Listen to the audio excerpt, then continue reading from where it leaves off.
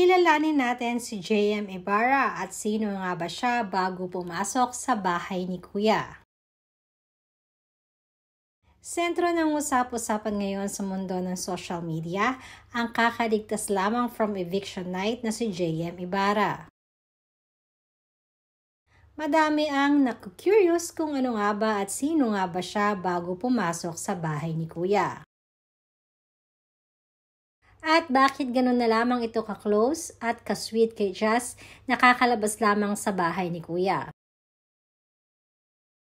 Pinagkaguluhan at kinakiligan nga ng mga netizens ang naging pagpasok ni JM sa bahay ni Kuya or in real life ay si John Mark Daniel Ibarra.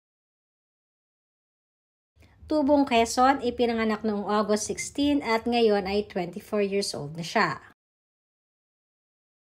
Undergraduate din si JM sa kursong pagpipiloto at napilitan nga itong tumigil sa kanyang pag-aaral dahil na rin sa pagkamatay ng kanyang ama.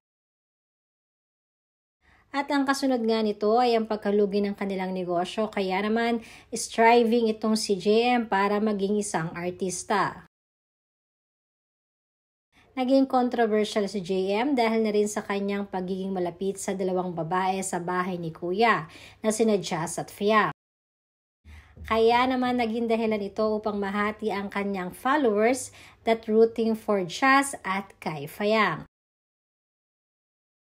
Subalit mukhang mas nagiging malinaw na nga ngayon kung sino ba talaga ang mas bet ni JM sa dalawang babaeng nai-involve sa kanya.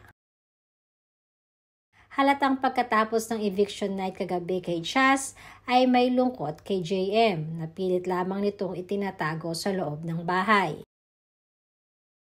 Ganun pa man ay determinado naman ito makuha ang pagiging Pinoy Big Brother Grand Winner, hindi lamang para sa kanya kundi para na rin sa pamilya niya.